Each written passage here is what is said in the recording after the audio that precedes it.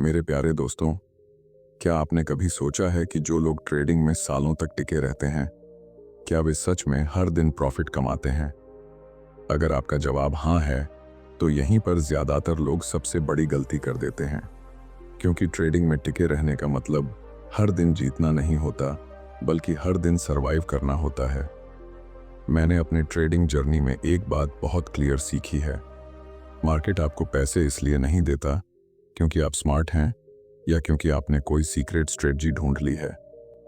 Market आपको तब reward करता है जब आप सही माइंडसेट, सही रिस्क मैनेजमेंट और सही डिसीजन के साथ लंबे समय तक टिके रहते हैं। आज इंटरनेट पर हजारों वीडियो हैं जो आपको फास्ट मनी का सपना दिखाते हैं, एक ट्रेड, एक ब्रेकआउट और लाइफ सेट। लेकिन कोई यह नहीं बताता कि उसी एक ट्रेड ने कितने लोगों को हमेशा के लिए मार्केट से बाहर भी कर दिया। मैं यह वीडियो इसलिए बना रहा हूं ताकि आप उस भीड़ का हिस्सा न बने जो हर साल नए जोश के साथ आती है और कुछ महीनों में चुपचाप गायब हो जाती है। मार्क डगलस ने एक बहुत गहरी बात कही थी, ट्रेडिंग में सबसे जरूरी चीज मार्केट को कंट्रोल करना नहीं, बल्कि खुद को कंट्रोल करना सीखना है। जब तक आप यह नहीं समझते कि लॉस ट्रेडिंग का दुश्मन नहीं, बल्कि ट्रेडिंग का खर्च है, तब तक आप कभी फ्री होकर ट्रेड नहीं कर पाएंगे। अगर आप भी बार बार वही गलतियां दोहरा रहे हैं, अगर कभी ओवर कॉन्फिडेंस में और कभी डर में फैसले लेते हैं, और अगर आप सच में ट्रेडिंग को एक लॉन्ग टर्म करियर की तरह देखना चाहते हैं, तो यह वीडियो आपके लिए है। आगे मैं आपको वही बातें बताने वाला हूं जो सालों तक मार्केट में टिके रहने की असली नींव बनती हैं। यहां से हम उस सोच की शुरुआत करेंगे जो एक नॉर्मल ट्रेडर और एक प्रोफेशनल ट्रेडर के बीच सबसे बड़ा फर्क पैदा करती है। मैं यहां से एक बहुत जरूरी बात क्लियर करना चाहता हूं, क्योंकि अगर यह समझ में नहीं आई तो आगे की सारी बातें अधूरी रह जाएंगी। ट्रेडिंग में नुकसान चार्ट की वजह से नहीं होता, इंडिकेटर की वजह से नहीं होता, बल्कि सोच की वजह से होता है। मैं यह बात अपने एक्सपीरियंस से कह रहा हूं। जब मैंने ट्रेडिंग शुरू की थी, तब मेरा पूरा फोकस सिर्फ इस बात पर रहता था कि आज कितना प्रॉफिट होगा। अगर प्रॉफिट हो गया तो दिन अच्छा, और अगर लॉस हो गया तो पूरा मूड खराब। उसी दिन समझ आ गया था कि मैं मार्केट को नहीं, मार्केट मुझे कंट्रोल कर रहा है। यहीं से माइंडसेट की असली कहानी शुरू होती है। ज्यादातर लोग ट्रेडिंग में एंट्री ही गलत सोच के साथ करते हैं। उन्हें लगता है कि ट्रेडिंग एक शॉर्टकट है जहां कम टाइम में ज्यादा पैसा बनाया जा सकता है। लेकिन जो लोग सालों तक टिके रहते हैं, वे ट्रेडिंग को इनकम मशीन नहीं, बल्कि डिसीजन मेकिंग प्रोसेस की तरह देखते हैं। मैं जब यह शिफ्ट अपने माइंड में नहीं ला पाया था, तब तक मेरी हर स्ट्रेटजी फेल होती रही, चाहे वह कितनी भी पॉपुलर क्यों न हो। मार्क डगलस ने बहुत साफ कहा है कि ट्रेडिंग में आपको सबसे पहले यह एक्सेप्ट करना होगा कि अनसर्टेनिटी हमेशा रहेगी। मार्केट आपको कुछ भी ओ नहीं करता। यह बात सुनने में सिंपल लगती है, लेकिन इसे एक्सेप्ट करना सबसे मुश्किल होता है। मैं हर ट्रेड में कंफर्मेशन ढूंढता था, चाहता था कि मार्केट मुझे भरोसा दिलाए कि यही सही ट्रेड है। लेकिन मार्केट कभी भरोसा नहीं दिलाता। भरोसा आपको खुद के सिस्टम पर बनाना होता है। जब तक आप यह मानते रहेंगे कि अगला ट्रेड जरूर सही होगा, तब तक हर लॉस आपको इमोशनली तोड़ता रहेगा। लेकिन जिस दिन आप यह समझ लेते हैं कि लॉस ट्रेडिंग का नॉर्मल पार्ट है, उसी दिन से आप मैच्योर होना शुरू करते हैं। मैं अब किसी भी ट्रेड को लाइफ चेंजिंग इवेंट नहीं मानता। मेरे लिए हर ट्रेड सिर्फ एक ट्रेड है, न ज्यादा न कम। यही सोच आपको लंबे समय तक टिकाए रखती है। ट्रेडिंग माइंडसेट का मतलब यह नहीं है कि आप डर खत्म कर दें। डर एक नेचुरल इमोशन है। फर्क सिर्फ इतना है कि प्रोफेशनल ट्रेडर डर के साथ भी डिसीजन ले लेता है, और नॉर्मल ट्रेडर डर की वजह से डिसीजन बदल देता है। मैंने खुद यह गलती अनगिनत बार की है। सही सेटअप होने के बावजूद ट्रेड नहीं लिया, और बाद में मार्केट को जाते हुए देखकर फ्रस्ट्रेशन में आ गया। यह साइकिल तब तक चलता रहता है जब तक आप खुद को नहीं समझते। यहाँ एक और बहुत इंपॉर्टेंट चीज आती है, सेल्फ कॉन्फिडेंस। सेल्फ कॉन्फिडेंस का मतलब यह नहीं कि हर ट्रेड जीत जाएगा। सेल्फ कॉन्फिडेंस का मतलब है अपने रूल्स पर भरोसा। जब आपका भरोसा रिजल्ट पर होता है, तो आप हर कैंडल के साथ हिलते रहते हैं। लेकिन जब भरोसा प्रोसेस पर होता है, तो आप शांति से ट्रेड को उसका काम करने देते हैं। मैं आज भी लॉस लेता हूँ, लेकिन अब लॉस मुझे डिस्टर्ब नहीं करता, क्योंकि मुझे पता है कि मैंने अपना काम सही किया है।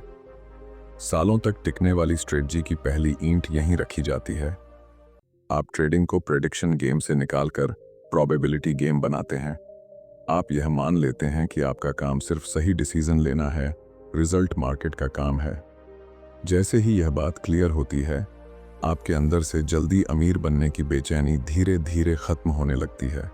यहीं से अगली बात अपने आप निकल कर आती है। जब माइंडसेट सही होता है, तब आप स्ट्रेटजी को जादू की तरह नहीं देखते।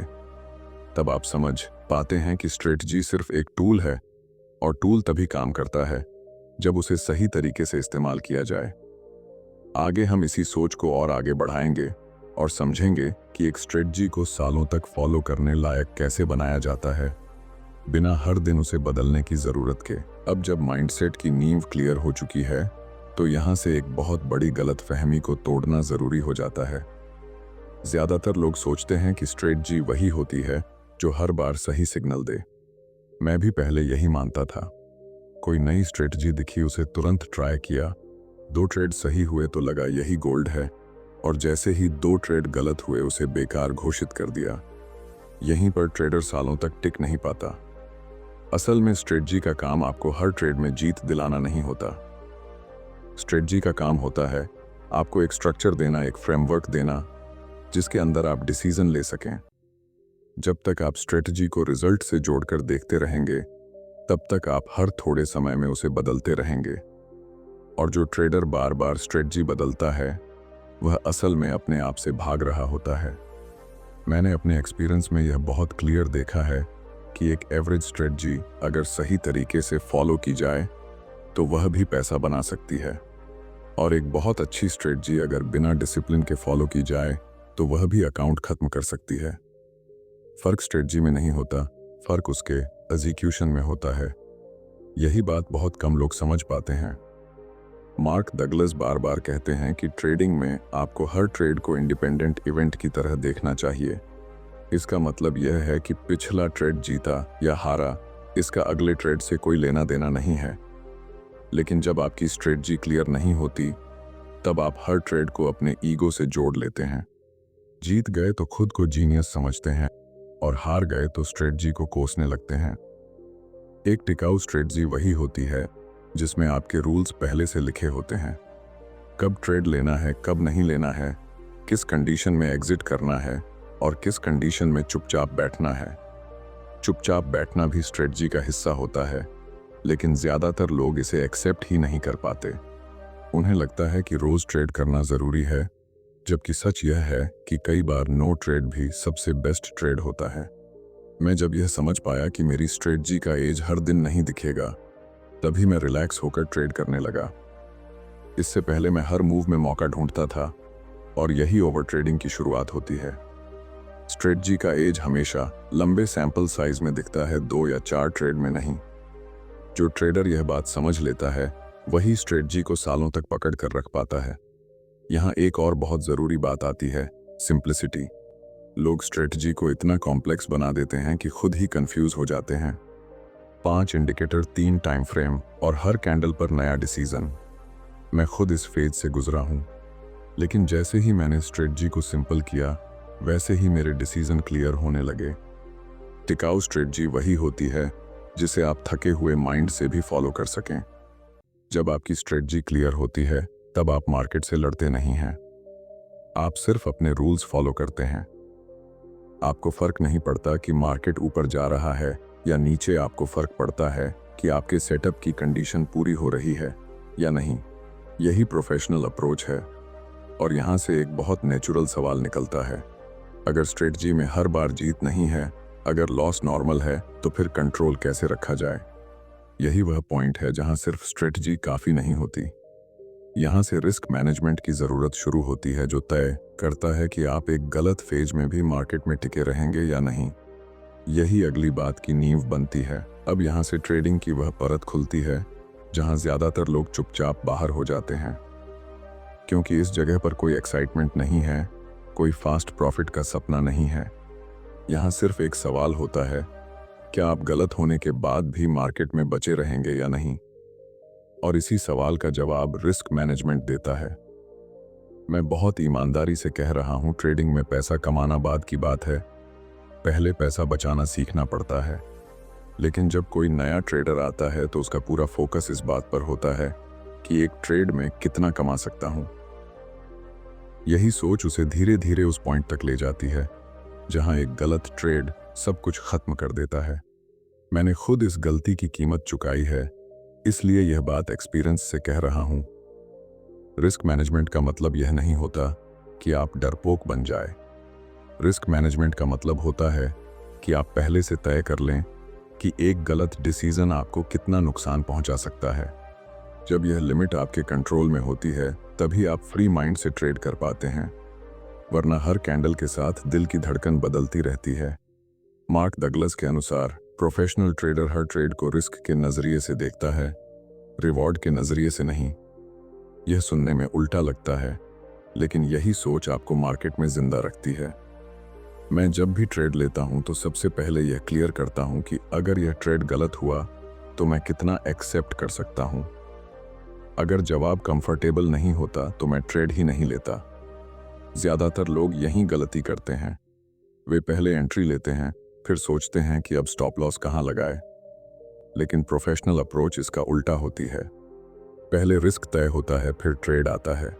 जब तक यह आदत नहीं बनती तब तक कोई भी स्ट्रेटजी आपको लंबे समय तक नहीं बचा सकती। एक और बहुत कॉमन गलती है रिकवरी माइंडसेट। एक ट्रेड गलत हुआ, फिर दूसरा गलत हुआ, और अब दिमाग कहता है कि अगला ट्रेड बढ़ा लेते हैं, सब कवर हो जाएगा। यही वह मोमेंट होता है जहां अकाउंट धीरे धीरे टूटना शुरू होता है। मैं खुद इस साइकिल में फंस चुका हूं, और यह साइकिल तब तक चलता है जब तक आप यह नहीं मान लेते कि लॉस को जल्दी रिकवर करने की कोशिश ही सबसे बड़ा रिस्क है। सालों तक टिकने वाले ट्रेडर लॉस को एक्सेप्ट करते हैं, उससे लड़ते नहीं हैं।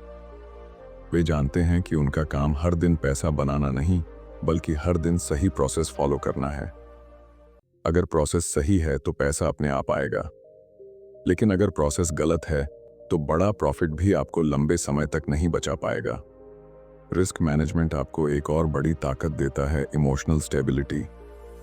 जब आप जानते हैं कि एक ट्रेड आपका अकाउंट नहीं उड़ा सकता, तब आप ओवरथिंक नहीं करते। आप स्टॉप लॉस हटाते नहीं हैं, टारगेट जल्दी नहीं काटते हैं, और बिना वजह ट्रेड में एंटर नहीं होते। यही छोटी छोटी चीजें मिलकर आपको प्रोफेशनल बनाती हैं। मैं आज भी गलत ट्रेड लेता हूं, आज भी लॉस होता है। फर्क सिर्फ इतना है कि अब वह लॉस मेरे डिसीजन को डिस्टर्ब नहीं करता, क्योंकि मुझे पता है कि वह लॉस मेरी लिमिट के अंदर है।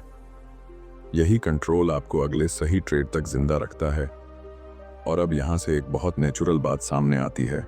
जब रिस्क कंट्रोल में होता है, स्ट्रेटजी क्लियर होती है, तब भी एक चीज है जो सब कुछ बिगाड़ सकती है। वह है इमोशन, डर, लालच, गुस्सा और ओवर कॉन्फिडेंस। यही वह अगली परत है जहां ट्रेडर या तो पूरी तरह मैच्योर बनता है या फिर वापस उसी गलती में लौट जाता है जिससे वह निकलना चाहता था। अब जब माइंडसेट, स्ट्रेटजी और रिस्क मैनेजमेंट तीनों एक लाइन में आ जाते हैं, तब भी एक चीज है जो अकेले सब कुछ खराब कर सकती है, और वह है इमोशन। मैं बहुत साफ कहना चाहता हूं, ट्रेडिंग में आपका सबसे बड़ा एसेट आपका सिस्टम नहीं होता, बल्कि आपका इमोशनल कंट्रोल होता है। क्योंकि मार्केट आपको रोज ऐसे सिचुएशन में डालता है जहां लॉजिक काम करना बंद कर देता है। डर तब आता है जब ट्रेड आपके खिलाफ जाता है। लालच तब आता है जब ट्रेड आपके फेवर में जाने लगता है। गुस्सा तब आता है जब स्टॉप लॉस लगते ही मार्केट पलट जाता है। और ओवर कॉन्फिडेंस तब आता है जब कुछ ट्रेड लगातार सही हो जाते हैं। मैंने यह सब फेस किया है, और सच बताऊं तो हर ट्रेडर इसे फेस करता है। फर्क सिर्फ इतना है कि कौन इन इमोशंस से डिसीजन लेता है और कौन इनके बावजूद अपने रूल्स फॉलो करता है। मार्क डगलस कहते हैं कि जब तक आप मार्केट को रैंडम आउटकम देने वाली जगह के रूप में एक्सेप्ट नहीं करते, तब तक आप इमोशनली फ्री नहीं हो सकते। यह लाइन सुनने में सिंपल है, लेकिन इसका मतलब बहुत गहरा है। इसका मतलब यह है कि आप हर ट्रेड से कोई उम्मीद नहीं लगाते। ना ये उम्मीद कि यह ट्रेड आपको अमीर बना देगा, और न यह डर कि यह ट्रेड आपको बर्बाद कर देगा। मैंने एक समय पर यह प्रैक्टिस शुरू की कि हर ट्रेड लेने से पहले खुद से एक सवाल पूछूं, क्या मैं इस ट्रेड का लॉस बिना इमोशनल हुए एक्सेप्ट कर सकता हूं? अगर जवाब नहीं होता तो मैं ट्रेड नहीं लेता। यही छोटी सी आदत मुझे ओवर ट्रेडिंग, रिवेंज ट्रेडिंग और फोमो से बचाती रही। इमोशनल कंट्रोल का मतलब यही होता है अपने आप से ईमानदार रहना। अब यहां से बात आती है कंसिस्टेंसी की, जो ट्रेडिंग का फाइनल गेम है। लोग सोचते हैं कि कंसिस्टेंसी का मतलब हर महीने प्रॉफिट करना होता है, लेकिन रियल कंसिस्टेंसी यह है कि आप हर महीने अपने रूल्स को कितनी ईमानदारी से फॉलो कर रहे हैं। मैंने ऐसे ट्रेडर देखे हैं जो कुछ महीने बहुत अच्छा करते हैं, फिर एक ही महीने में सब कुछ गंवा देते हैं। वजह यह नहीं होती कि मार्केट बदल गया, वजह यह होती है कि डिसिप्लिन टूट गया। सालों तक टिकने वाला ट्रेडर हर दिन खुद को याद दिलाता है कि उसका काम ट्रेड लेना नहीं, बल्कि सही प्रोसेस फॉलो करना है। जब आप इस सोच के साथ मार्केट में आते हैं, तब आप हर दिन कुछ साबित करने नहीं आते। आप आते हैं अपना काम करने और फिर मार्केट को अपना काम करने देने। यही सोच आपको लंबे समय तक थकने नहीं देती। अब मैं इस वीडियो को एक बहुत सिंपल लेकिन स्ट्रॉन्ग कंक्लूजन के साथ खत्म करना चाहता हूं। ट्रेडिंग में टिकने का कोई सीक्रेट फॉर्मूला नहीं है, कोई मैजिक इंडिकेटर नहीं है। टिकने का रास्ता 3 चीजों से होकर जाता है: सही माइंडसेट, क्लियर स्ट्रेटजी और सॉलिड रिस्क मैनेजमेंट, और इन सब को जोड़ने वाला इमोशनल कंट्रोल। जब यह चारों एक साथ आते हैं, तभी ट्रेडिंग एक प्रोफेशन बनती है। मैं चाहता हूं कि आप इस वीडियो को सिर्फ देखें नहीं, बल्कि इसे अप्लाई करें। खुद से ईमानदार सवाल पूछें, क्या आप ट्रेडिंग को शॉर्ट टर्म एक्साइटमेंट की तरह देख रहे हैं या लॉन्ग टर्म करियर की तरह? अगर आप सच में मार्केट में सालों तक टिकना चाहते हैं, तो आज से ही अपने प्रोसेस पर काम शुरू कर दीजिए। अगर यह वीडियो आपको वैल्यू दे रहा है, तो चैनल को सब्सक्राइब ज़रूर करें, वीडियो को लाइक करें और कमेंट में ज़रूर बताइए कि ट्रेडिंग का कौन सा हिस्सा आपको सबसे ज़्यादा चैलेंजिंग लगता है। आपकी जर्नी में मैं आपके साथ हूँ और आगे भी ऐसे ही रियल और प्रैक्टिकल कंटेंट के साथ मिलता रहूँगा। याद रखिए, मार्केट में जीतने से ज़्यादा ज़रूरी है मार्केट में टिके रहना।